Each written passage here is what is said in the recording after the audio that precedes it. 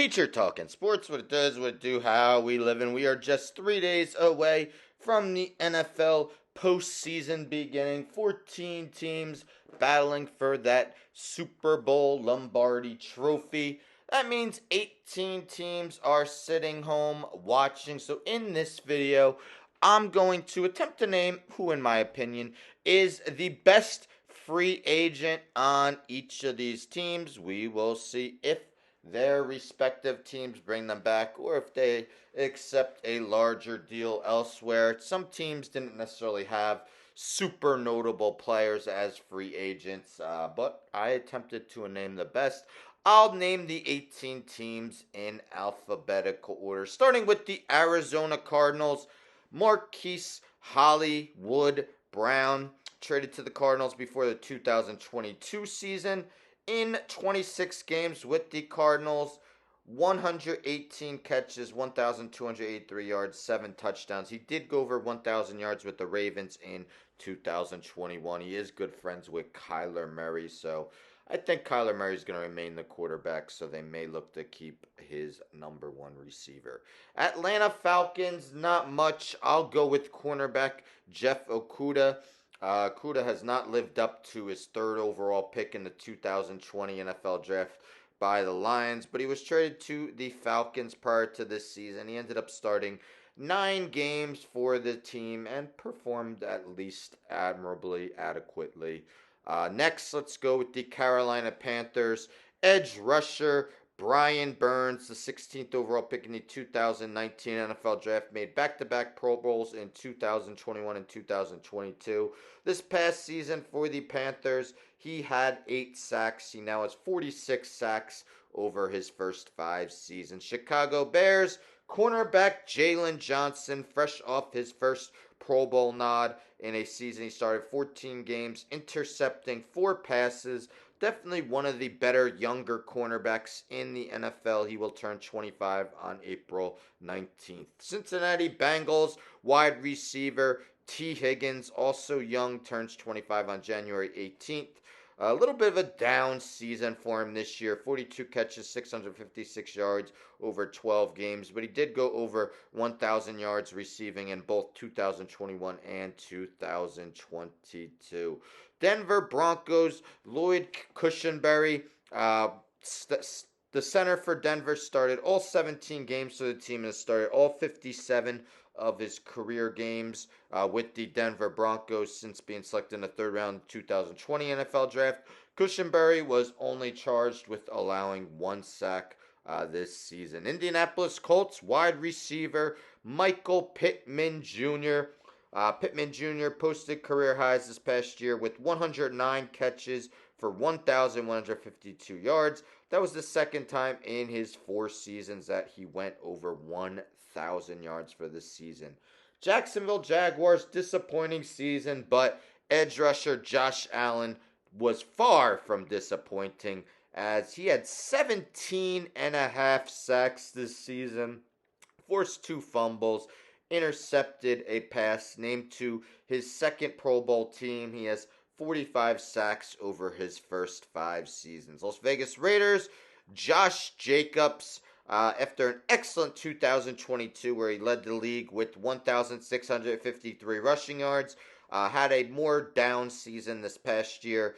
13 games, 805 rushing yards, just 3.5 yards per carry. But over his first 5 seasons, 5,545 rushing yards, 46 rushing touchdowns. Los Angeles Chargers, reluctantly, I'm going to go with Austin Ekeler. It was a very disappointing season for Ekeler. Averaged just 3.5 yards per carry in his 14 games, 628 rushing yards, 436 receiving yards, 6 total touchdowns. That's after 18 in 2022 and 20 in 2021. Minnesota Vikings, Kirk Cousins, quarterback, started 8 games this season before going down with injury. 69.5 completion percentage, 18 touchdowns, 5 interceptions. For his career, he has a 76, 67, and 2 record as a starter. 270 touchdown passes to 110 interceptions and a 98.2 passer rating.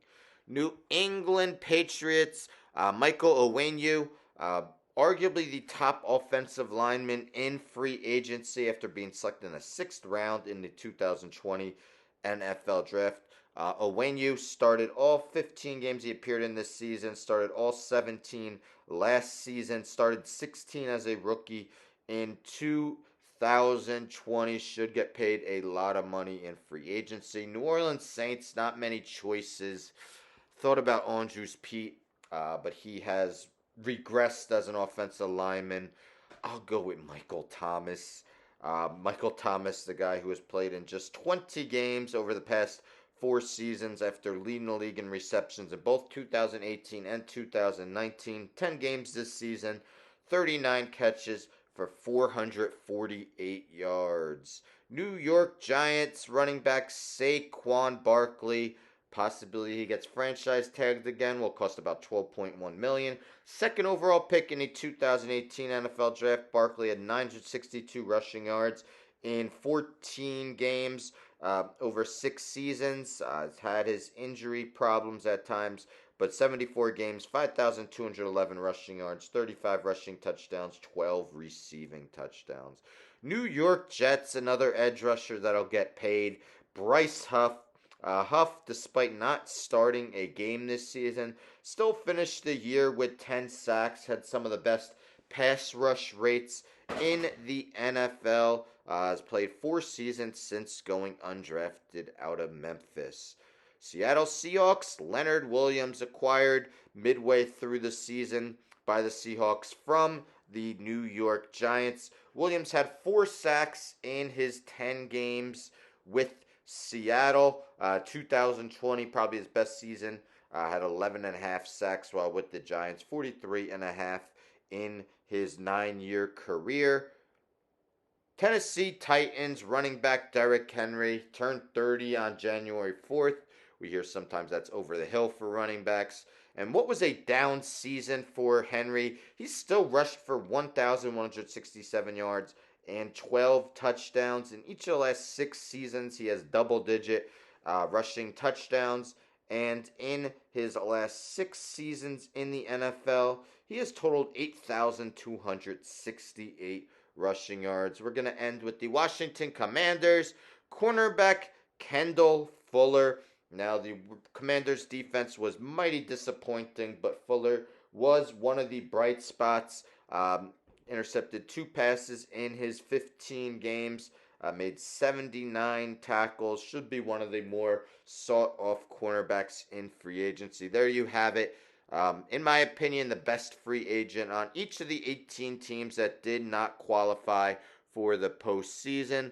Let me know in the comments who you expect to re-sign. Who would you like to see your favorite team acquire in free agency? Anyhow, don't forget to subscribe. Tell a friend to tell a friend to tell a friend to subscribe. Like the video, share the video, hit the bell for notifications. I'm out.